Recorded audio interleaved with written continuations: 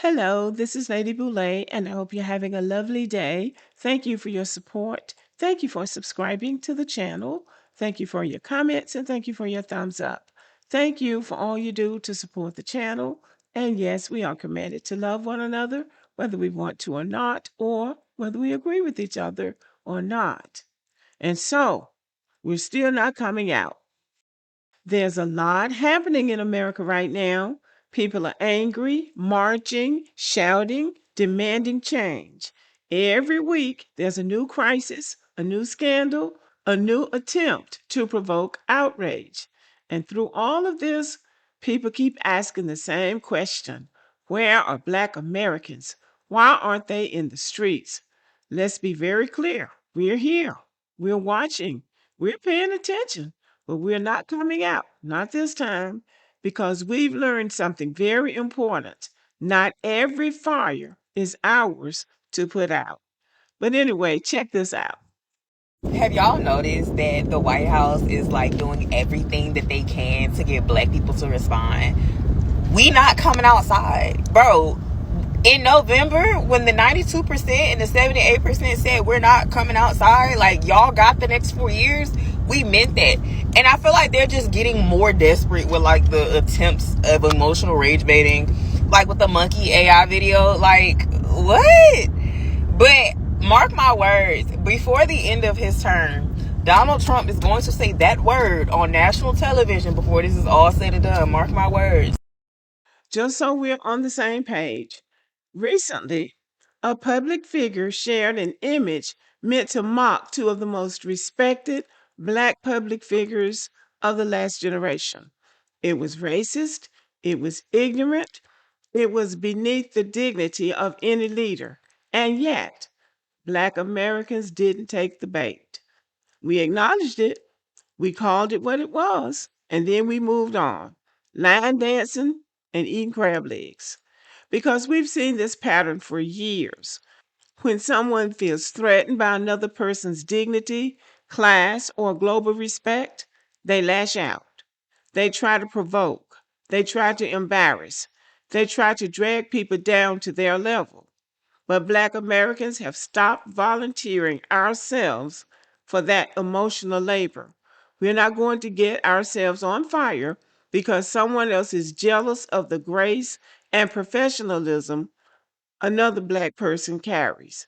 We are not going to explode on command. We're not going to perform outrage for anybody else's entertainment.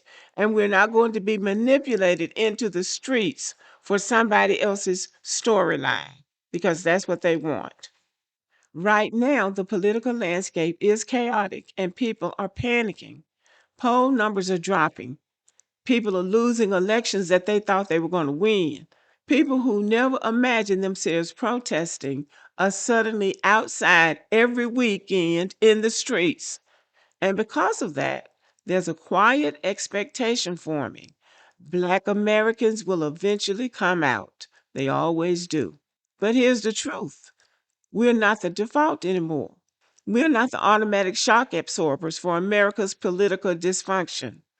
For generations, this country has relied on Black outrage to reset itself. Now, pay attention. Whenever things got too chaotic, too divided, too unstable, someone would poke the bear.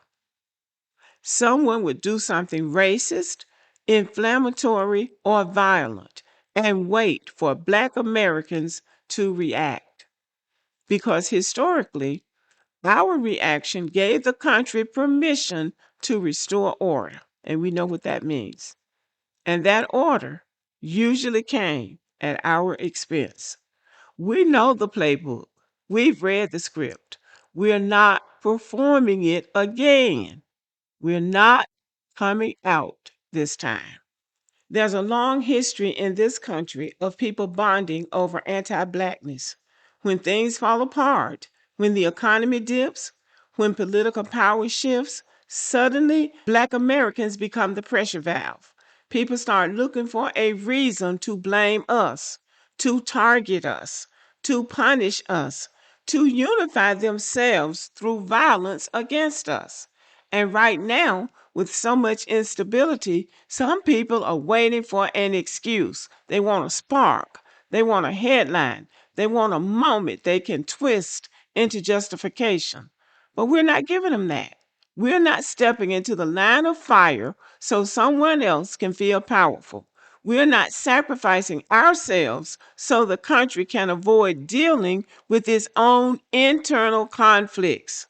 White Americans are in the streets right now, and I'm proud of them. They're doing a good job of standing up for what they believe in. We're content to let them handle the fight they started because I've said it before and I'll say it again. It's their fight. It is their fight. So we are in a new era right now. Black Americans are not obligated to bleed for every crisis. We're not required to be the moral compass of the nation. We're not responsible for saving a country that refuses to save itself.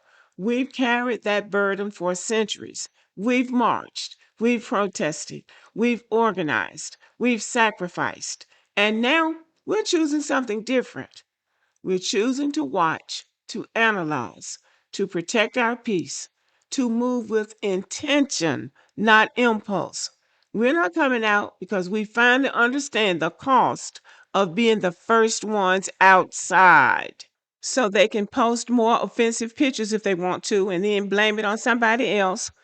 They can shout every racist slur that they can think of from the top of the Capitol building. Do you, boo? Do what you have to do. But if you're wondering where Black Americans are, we're right here inside, line dancing, watching TV, eating crab legs, barbecuing, whatever we want to do. But we're paying attention. We're thinking long term, and we are choosing ourselves. We are refusing to be dragged into chaos that we didn't create. We're still not coming out. And that in itself is a statement. Okay, y'all, let me know what you think about this video. Give me a thumbs up and have a great day.